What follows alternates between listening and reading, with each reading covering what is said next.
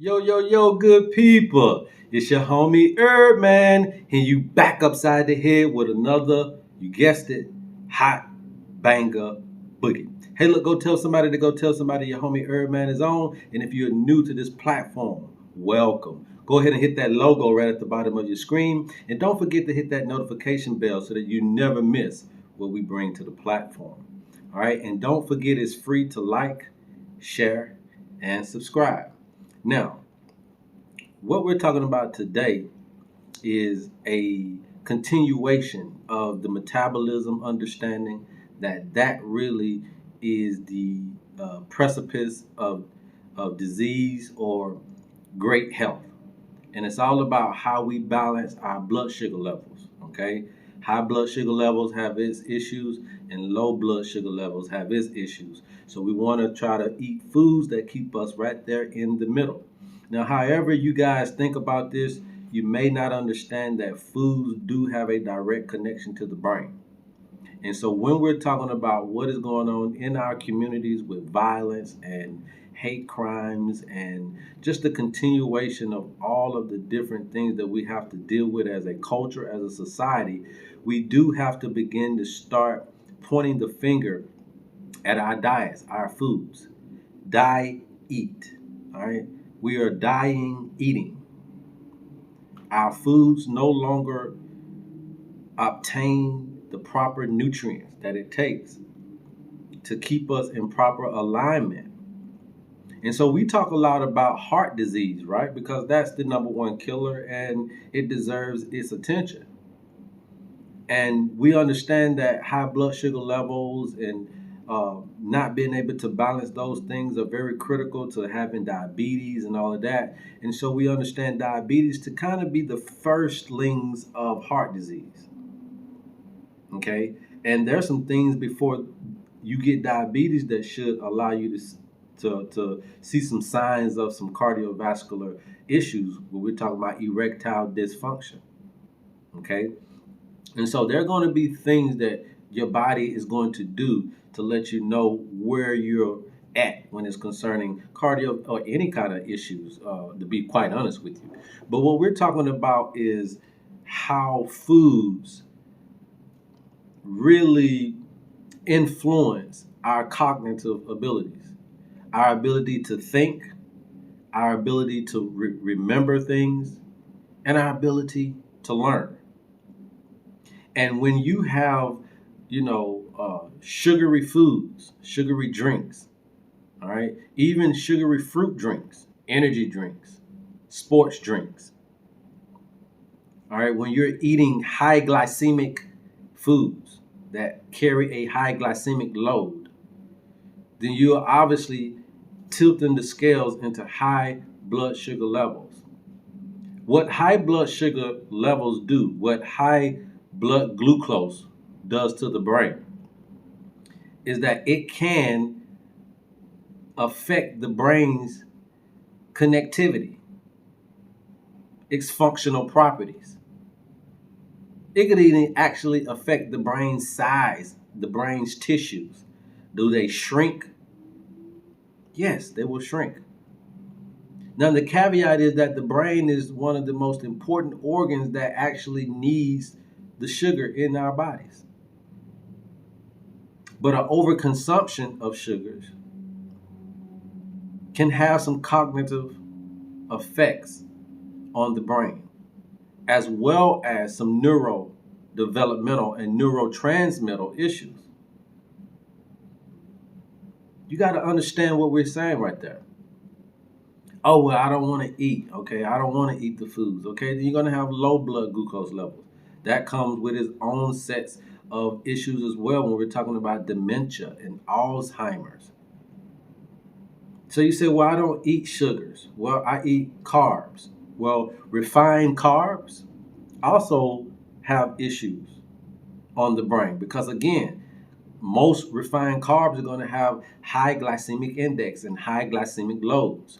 Those foods are not going to be good for the body because high blood sugar levels are also going to be an issue. You say, well, I don't eat, that. I eat trans fats. Well, trans fats saturated and unsaturated, we can have that debate, are also going to have its issues. Okay, when we're talking about Alzheimer's and poor memory and lower brain volume and cognitive functionality. Okay, and so what your trans fats are your vegetable oils, your margarines, your shortenings, all right, things that are already in pre-made cakes that we love to eat, and pre-made cookies that we love to buy, and snack foods. All of those things have trans fats. You see what I'm saying? And so we got to understand what we're going to do about it.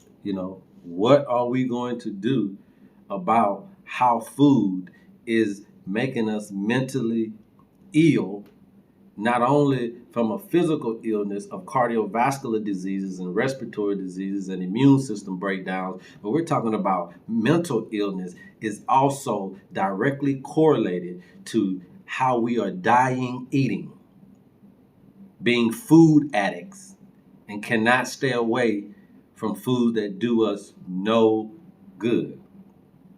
Well, I don't eat trans fats. I eat processed foods. Well, processed foods have been known to lower levels of sugar metabolism as well in the brain and decrease brain tissue. So now you're talking about low glucose levels, okay? Because that don't give you any sugars, okay? But what it does is now you have lower glucose levels. Now you're talking about, again, Alzheimer's, dementia. You're still talking about things that deal with how we think, how we remember, and how we learn. All right? Well, I don't eat processed foods. I eat fried foods. Well, we also know that that's going to have been known in studies to lower the scores in learning and in our memory functionality. So again, you're seeing how all of these foods are either going to affect your thinking, your memory, or your learning. And this is the reason why we are thinking unnatural, because we are eating unnatural. All right. I don't eat fried foods. I eat red meat, and I like baked beans, and I like all this type of stuff. Well, those foods, they can affect the blood-brain barrier. And when that happens, you're sorely in trouble, because now you have nothing to protect the brain from some of the bacteria and viruses that goes in and out of your blood system, right? You don't want all of that. You don't want your brain to have to deal with that. Not understanding that some of these foods are breaking down those barriers.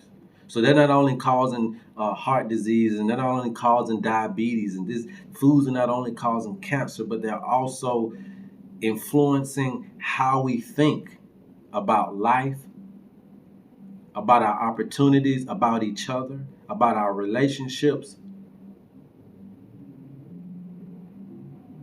And we are not correlating the two. Okay? Well, I don't eat red meat and baked beans. I like artificial sweeteners. Well, we know for sure that those things are bad for your health, okay? And you need to stay away from the artificial sweeteners altogether.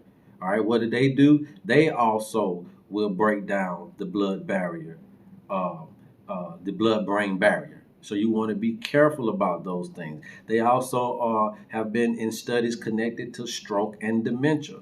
Why? Because they what? They shrivel up, stiffen up the blood vessels.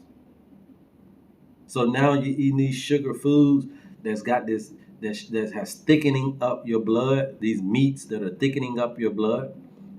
And then you have stiff, unflexible blood vessels. So if you get any type of restriction, you're going to be in trouble. Any type of clotting, you're going to be in trouble, because when they get stiff and there's no flexibility, you're in trouble. When there becomes a blockage in your blood vessels, knowing that your blood carries all of your nutrients to every organ in your body. When you don't have enough nutrients, it will decrease the functionality to every organ in your body. We not only need macronutrients, we don't just need proteins, carbs, and fats and all that. We also need micronutrients. And that's the things that the food is lacking. And also within those micronutrients are your essential amino acids that also will influence how you think, how you remember, and how you learn. And you're going to need to have your foods being packed with the right things, because it's not only causing physical illness, it is attributed to mental illness. How we die eating. So you say, well, I don't eat artificial sweeteners. Well, maybe now you are dealing with your stress through via alcohol. And we all know that alcohol have cognitive effects. Okay? Or you're smoking, or you're taking hallucinogenic drugs, messing with the brain. Well, I don't do no drugs, but I do eat fish. Well, fish could also carry high levels of mercury. Mercury, we already know, will do what? It'll disrupt the central nervous system, i.e. the brain functionality.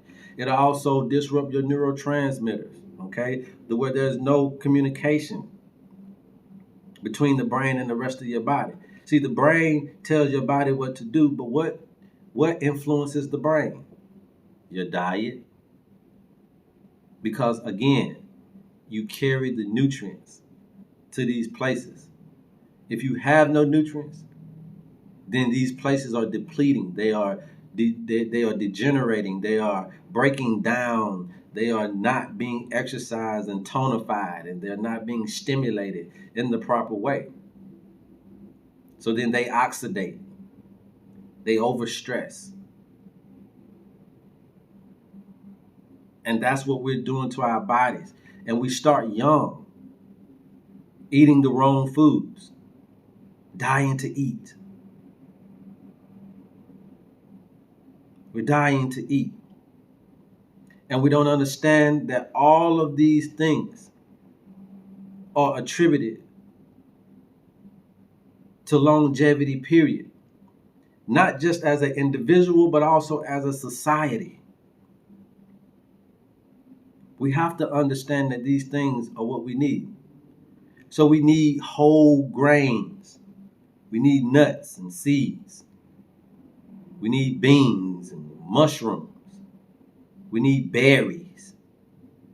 And we need a whole lot of leafy greens. And you need these raw and you need them cooked. And you mix those together.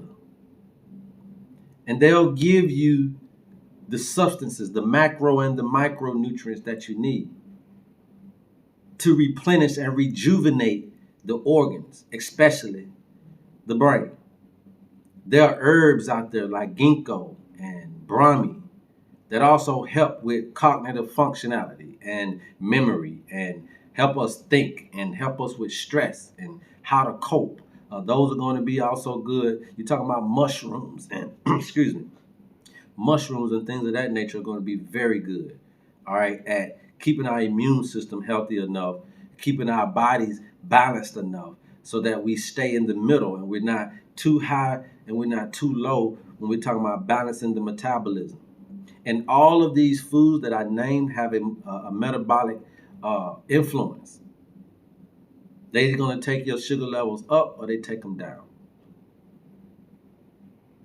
So we need to understand what foods to eat.